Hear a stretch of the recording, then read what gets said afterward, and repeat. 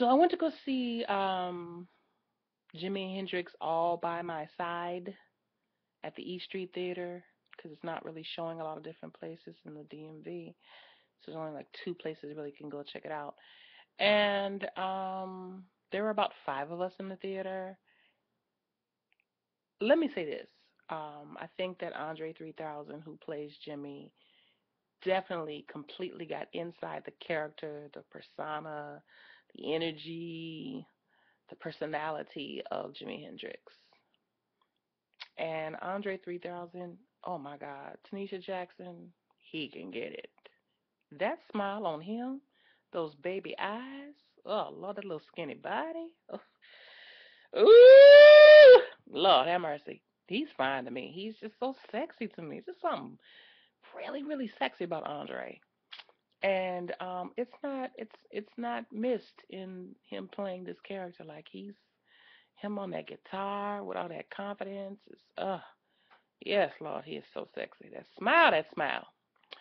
But good Gugga Mugga, Jimi Hendrix got on my mother nerves. Really, seriously. Like I really could barely take Jimi Hendrix. I all of that white women in park. I just and just not having no direction. It was really him not having no direction in life that absolutely got on my nerves. Like he was just so, what about life and what about like colors. I just want to like play colors. I want people to like hear the music like I do, like just like with no hesitations and I just don't want to be in no boxes or cages. I just can't be in boxes and cages, man. I'm just like free. I don't want to think. Thinking is such a problem. I just Oh Lord, today that thing got on my nerves. That really got on my nerves. Honestly, nothing for me is harder to deal with than a man who doesn't have a plan. And I mean, Jimmy didn't have a plan about nothing. How he was gonna eat, how he was gonna live, how where he was gonna play, what he was gonna do. Everything was just. Let's just do it. Just let it be. Why does it have to be anything? Just do it. I just couldn't. Whew, honestly, I had to shake my head at that a couple of times. Here's the other thing. Where in the world, why was Jimi Hendrix like the only black man in the 60s, no less, allowed to date white women freely, openly, in the public? Where they do that? Like, this cat was literally walking hand in hand and kissing white women in public, eating pork sandwiches and kissing white women in public. I just didn't. Where they do that? In the 60s? They was lynching niggas for thinking of ever thinking of even a thought of thinking about a white woman.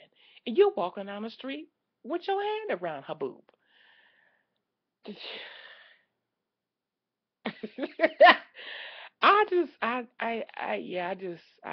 couldn't wrap my head around that. I couldn't wrap my head around that. It was interesting that he got to play for his idol. He idolized Eric Clapton. I was gonna say for whatever reason, but honestly, Eric Clapton is a bad dude. But Eric Clapton was actually in the movie, at least, was quite jealous of how well Jimmy played. Let me say, Jimi Hendrix. You don't in this movie. You're not gonna hear any of his music because apparently his father owns the rights, and his father wasn't gonna give up any.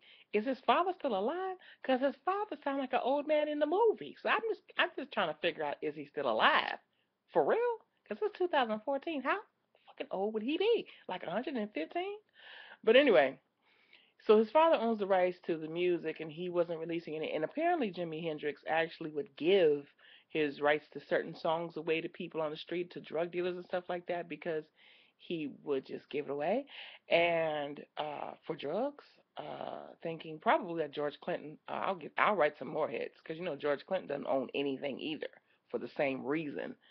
Um, but so you never hear any Jimi Hendrix music in this movie.